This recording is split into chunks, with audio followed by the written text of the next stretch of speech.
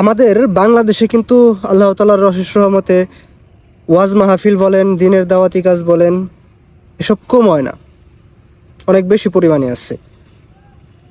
হুজুররা এত ওয়াজ করে, এত বোঝায়, কিন্তু একটা জিনিস দেখেন, দিন শেষে আমাদের পরিবর্তন কোথায়? আমরা দিন শেষে নিজেদেরকে কতটুকু পরিবর্তন করতে পারছি, বা নিজেরা কতটুকু পরিবর্তন হইতে পারছি, একটু চিন্তা করেন। হুজুররা এত বোঝায় যে খারাপ কাজ করেন না, আল্লাহ তাআলার পথে চলেন। আমার মনে হয় যে মানুষ মনে করে এগুলো সব রূপকথার গল্প, এসব বাস্তব কিছু না। এসব আমাদের হয়তো এরকমটাই মনে হয়।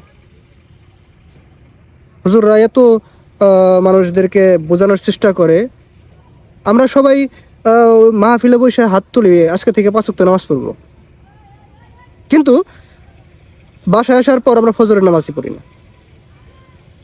আমরা আবার যে তাই হয়ে যাই, যেই সেই।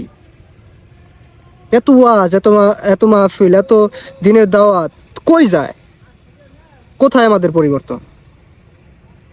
আমরা নিজেদের থেকে যদি নিজেরা পরিবর্তন না করতে পারি, নিজেদেরকে যদি আমরা নিজেরা পরিবর্তন না করতে পারি, আসলে হুজুররা যতই ওয়াজ করুক, আমাদেরকে যতই বোঝাক, পরিবর্তন আনা সম্ভব না, পসিবল না। ভাই, হুজুররা যে সব কথা বলে যে একদিন মারা যেতে হবে, একদিন দুনিয়া থেকে চলে যেতে হবে, এসব কিন্তু রূপকথার গল্প না, অবাস্তব কিছু না, সত্যি আর বাস্তব কথা। কিন্তু আমাদের পরিবর্তন নেই। আমরা এইসবকে রূপকথার গল্প মনে করি, যে এসব হয়তো কিছু হইব না, এটাই মনে করি।